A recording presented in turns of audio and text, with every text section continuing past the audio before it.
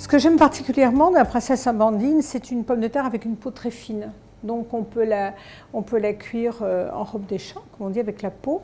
Elle se coupe très très facilement, parce que moi dans une salade de pommes de terre, j'aime beaucoup avoir la peau. Elle se cuit très facilement aussi à la peau. On les démarre dans un sautoir, on les met au four.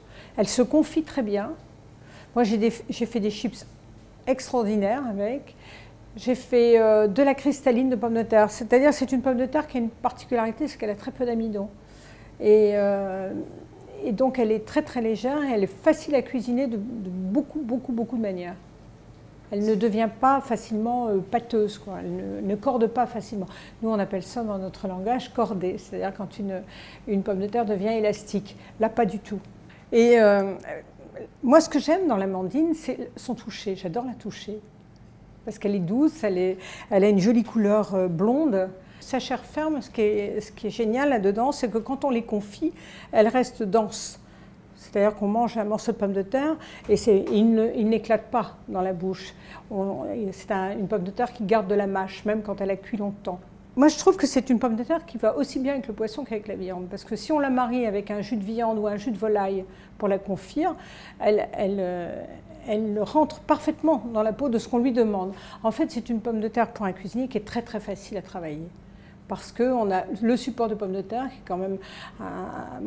pour moi, c'est un incontournable de la cuisine. Donc, si je lui mets de la volaille, elle est chouette.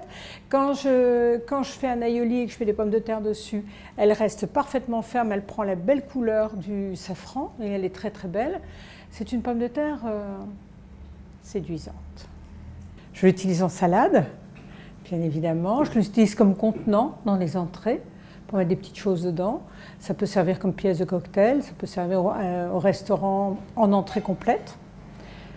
Je l'utilise en plat, bien sûr, sous toutes ses formes, c'est-à-dire fondante cuite dans du fond de veau ou du fond de volaille, juste cuite au four avec un peu d'huile d'olive, et j'ajoute, mais là c'est une taille plutôt d'une grenaille, et je lui mets de l'ail, de l'oignon, des tomates, enfin voilà, ça sert d'accompagnement également.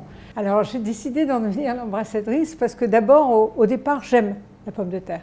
C'est un de mes aliments préférés, c'est un de mes aliments de base. Moi, je peux très bien dîner d'une purée de pommes de terre, je vais couper de l'oseille, je le mange comme ça et je m'éclate. Alors, les champions de la pomme de terre, avec peut-être le nombre de compositions de plats avec la pomme de terre, c'est certainement les Belges. Bon, c'est normal, je défends ce que je connais bien.